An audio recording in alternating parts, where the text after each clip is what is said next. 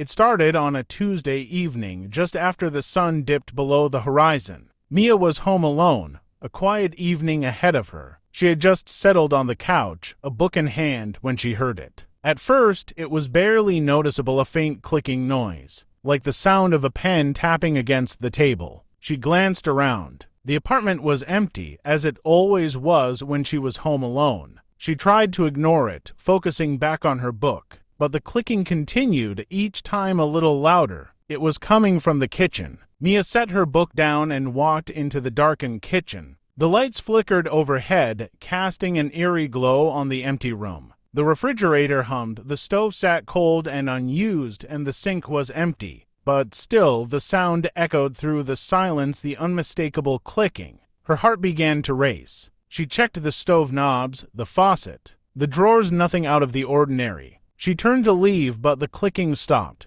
It wasn't over. It was only silent for a moment, and then the sound came again. But this time, it wasn't coming from the kitchen. It was coming from behind her. Mia spun around, her pulse quickening. Her apartment was small, and she knew there was nothing behind her. She crept cautiously toward her bedroom. She felt a shiver crawl down her spine, but forced herself to open the door. Empty. Just the soft hum of her air conditioner. Then she heard it closer this time, right behind her. A slow, deliberate clicking, as if something was drawing closer and closer. She backed into the corner of her room, gripping the door frame for support. She wanted to scream, but no sound came out. Her breath was shallow, the room spinning. Then, without warning, the lights went out. Complete darkness. Mia's mind raced. Was someone in the apartment? Could it be an intruder? She groped for her phone, but before she could grab it, the clicking stopped. Everything went still. In the quiet, she heard something else, a voice, soft and low,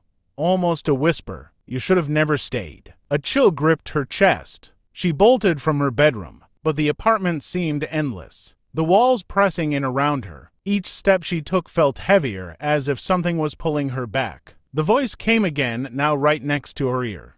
You're not alone. The clicking returned, louder than before, and then a sharp, violent tug on her wrist. When the neighbors found Mia the next morning, the apartment was empty. The lights flickered, but there was no sign of struggle. Only a single thing remained, the sound of clicking, faint and endless, echoing through the walls.